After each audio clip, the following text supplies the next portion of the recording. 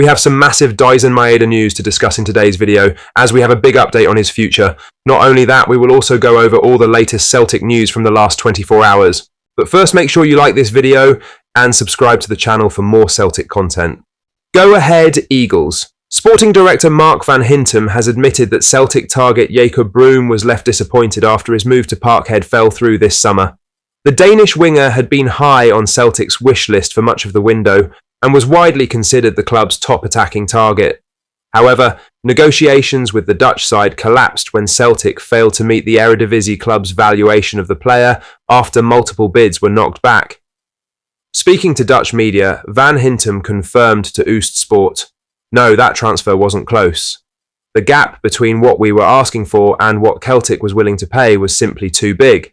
Jakob was open to it, but there was no agreement with Celtic. And of course, we ultimately had a say in that Go Ahead Eagles had set a price tag believed to be around £5 million, the exact fee Celtic would eventually pay to sign Sebastian Tunekti from Hammarby on deadline day.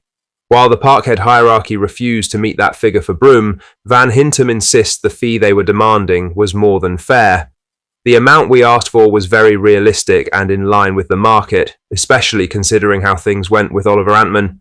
Of course, Jacob was disappointed, but he handled it fantastically. I expect him to shine again this season. It adds to a growing narrative of frustration around Celtic's summer transfer dealings, especially their failure to land key targets despite being in advanced positions to do so. As was the case with Jacob Broom, the club's approach to top striker target Kasper Dolberg also raised eyebrows. According to Mark Hendry, Celtic's opening bid for the Danish international was a stupid, pathetic £4 million, well short of Anderlecht's £8.5 million valuation. Despite eventually matching the asking price later in the day, it was too late. Ajax had entered the race, and Dolberg, favouring a return to the Netherlands, chose to join the Dutch giants instead. It was a theme of the window: moves left too late, priorities missed, and rivals capitalising while Celtic stalled. Now for the main story, as Sky Sports journalist Anthony Joseph has offered fresh insight into the Daizen Maeda situation that has rocked Celtic this week. Speaking following the Japanese international's revelation that he had agreed personal terms with another club before being blocked from leaving, Joseph confirmed that a move was very much in the works, and not just from Maeda's end. "My understanding is that a Bundesliga club registered their interest last week, and he was keen," Joseph revealed on X. "The German club made a big bid last weekend, but Celtic were in no position to entertain it due to a shortage of forwards. That shortage, of course, was a result of the club's inability to land any of their main striker targets during a chaotic deadline day. Celtic's move for Kasper Dolberg fell through after initially lowballing Anderlecht, while David Datro Fofana and Jamie Vardy both opted for other destinations. Kelechi Iheanacho eventually joined after the window shut as a free agent, but not before significant damage had already been done. Celtic couldn't agree on a fee for Jakob Broom, who they seemed to have as their number one target. There were rumours surrounding Maeda all summer, and not signing a new contract after talks opened up earlier this year should have told that club to prepare for a situation where he goes, but for one reason or another, they failed to. Celtic have yet to replace Kyogo, who left in January, and didn't bring in a right winger to replace Kuhn, while they lost the 20 goals that Adam Maeda brought. It all adds to the narrative of a club lacking direction, with fans continuing to voice anger and pressure on the Celtic hierarchy intensifying by the day. In other news, Gordon Dalziel has hit out at Celtic's baffling decision-making during the transfer window, pointing specifically to their handling of Hyunjun Yang's failed move to Birmingham City. The South Korean winger was reportedly down in England to complete the switch, with Birmingham ready to pay around £3 million, but Celtic's dithering on green-lighting the deal led to the Championship side pulling the plug. On open goal, Dalziel couldn't believe it. They were getting £3 million for him, £3 million, and because they've not fulfilled positions, they brought him back. How is Yang feeling? Because Yang wanted to go to Birmingham. He wanted out of Celtic and wanted to go there. I thought £3 million for Yang would have been good. While Yang returned to Glasgow, Birmingham didn't sit idle. They swiftly moved to sign a different winger, former Celtic fan favourite Patrick Roberts. The 27-year-old joined the Blues on loan from Sunderland and links up with ex-Celtic assistant Chris Davies, now in charge at St Andrews.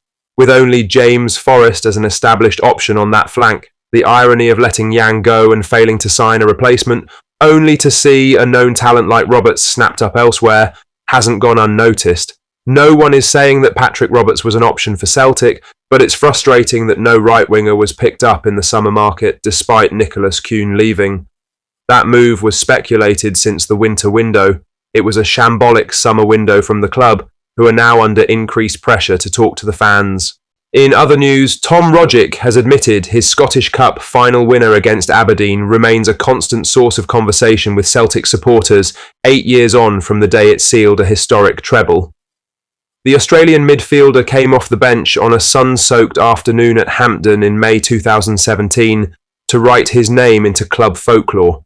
With the final heading towards extra time, Rogic weaved his way past a series of red shirts before slotting beyond Joe Lewis to spark wild scenes in the Celtic end. The goal not only secured the Scottish Cup, but also completed Brendan Rodgers' first clean sweep, finishing off the invincible season without domestic defeat. Speaking on the official Celtic podcast, he said, "Yeah, look, it was obviously a special moment, and I'd be lying if I'd said, didn't say people come up to me now, and it's one of the first things they mention. To be part of the history of this club, which has a long list of history, is pretty special, and I'm not playing it down or taking it for granted that's a moment that so many people remember, so it's pretty cool. Again, lucky to be a part of that and have one in the club's history like that. Yeah, it's very cool." It is a strike that has since been replayed countless times, but for Rogic, its resonance lies in the way it continues to connect him with the Celtic support. Rogic would go on to collect 16 major honours during his time in Glasgow, but few were as dramatic or as cherished as the goal that confirmed Celtic's dominance in a season that will forever be remembered.